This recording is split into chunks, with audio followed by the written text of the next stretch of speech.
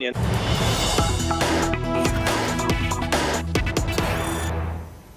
take you now to Kyiv, the last channel, Indian channel standing in Kyiv. My colleague Gaurav Sawant reporting the 9 days of the war in Ukraine, joining me from Kyiv right now. Gaurav, after a 19-hour lull, the last 6 hours have seen, correct me if I'm wrong, 24 explosions in Kyiv itself.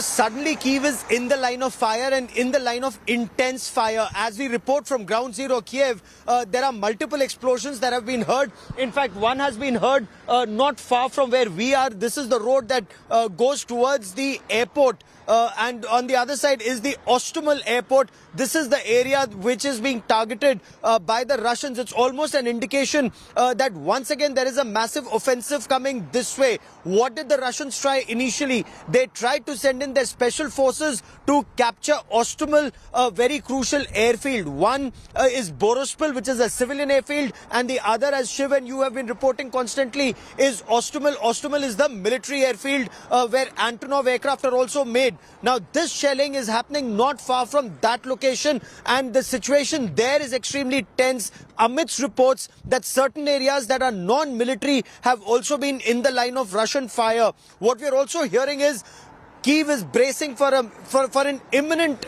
missile attack. That's the information here. So it's not just about air raid sirens now, but the police and the militia telling people around that you shouldn't be out. Of course, that isn't preventing people from being out on the streets, or this is also the road that leads you out of Kyiv to leave the national capital before this impending attack. Because what happened in Kharkiv, Shiv and Preeti, what happened in Kherson, what happened in several other localities, the apprehension is exactly the same, if not worse, is likely to happen here over the next 24 to 48 hours. Shiv and Preeti. Gaurav, you've been reporting live from there for the last 4 days. Kyiv has been bracing for the worst, which is an all-out aggressive assault of Kyiv. We already know the city is under siege. It's been surrounded by the Russian army. I want to ask you, Gaurav, diplomatically, have things moved up at all, especially after what happened with Zaporizhzhia and the nuclear power plant being taken in by Russia? Could that be a turning point, or do you see now an all-out assault of the capital?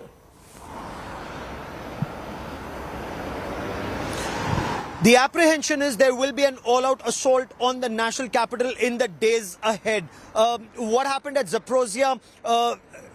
Kyiv has been trying to tell the world that this is systematic targeting of nuclear assets, and God forbid if one of the 6 nuclear reactors was hit, even if by a misfire of a missile or a rocket, the impact would have been 10 times worse than Chernobyl.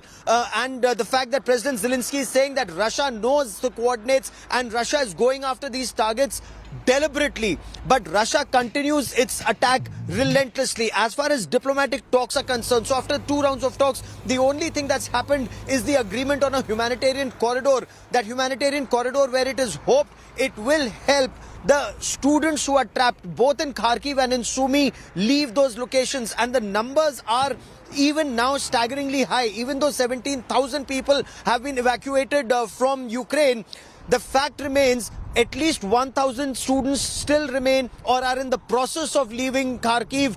If this humanitarian corridor fructifies and works on ground, and another 600 to 700 are in Sumy. The Russians are claiming that they've got 130 buses on standby to take people out trapped in Kharkiv, especially students, Indian students, Chinese students, some other students and civilians, to Belgorod, which is just about 35 kilometers from Kharkiv, and again about an hour plus from Sumy. So the hope is that if both sides agree, Ukraine and Russia, on ground, in principle there's an agreement. In principle there's an agreement on timing. I've been told that certain civil society members here in Ukraine, especially Indians, they are trying to arrange buses for students to Sumy so that those children can be taken to the Belgorod border and they can be taken into Russia. From there they can fly back safely into India. That process was to start about half an hour ago. The students are ready. They are assembling, for example, in a safe village called Peshuchin, and they are hoping that they will be retrieved and they would be taken out of this country. it remains to be seen whether that's actually actioned on ground.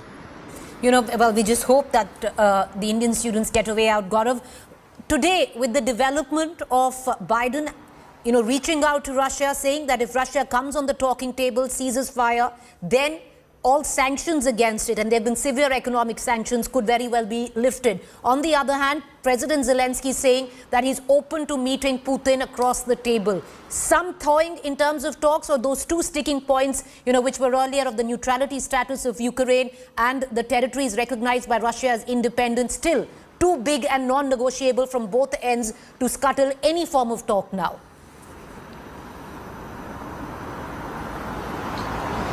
Over the next few hours, it will be clear. So shelling can still be heard, which means Russia continues to target some of these areas. When US President says that sanctions can be lifted, it just goes on to show that the sanctions that were put perhaps were hurting Europe as much as they were hurting Russia. They may be hurting Russia a little more, but Germany is very clear that these sanctions are also hurting Germany and Europe, especially in terms of spike in gas prices and fuel that Russia supplies to Europe. That's point one. Point two, the aim with which this entire operation started was twofold. Regime change here in Ukraine and demilitarization of the Ukrainian army. Neither of those aims have been met by the Russian President Vladimir Putin. Now, in war, there is aim, and two, there is maintenance of aim. If Vladimir Putin relents on either of these two demands, then it will be seen as a major loss of face for a major world superpower that in 9 days of operations, they could achieve neither aim. Of course, they have made some inroads in terms of the Donbass region. They've made major inroads in terms of attempting or almost succeeding in cutting off Ukraine from the Black Sea. And those are major gains, but still not aim achieved as yet. So it remains to be seen whether diplomacy plays a role from this point on, or Preeti, the Russian president bashes on regardless, relentlessly in his pursuit to achieve those two principal aims: removal of President Zelensky and demilitarization of Ukraine. That incidentally is operating, the army is operating on NATO lines with NATO weapons and has succeeded in keeping Russia out of Kyiv even on day 9. All right, Gaurav, we're going to continue to come back to you. My colleague Gaurav, with his camera person Pavan, been reporting relentlessly over the course of the last fortnight from Ukraine, the only Indian channel there, getting our viewers a bird's eye view of this war as it escalates day on day. Thank you, Gaurav. We're going to come right back to you. I'm going to slip into a quick break. Do stay with us.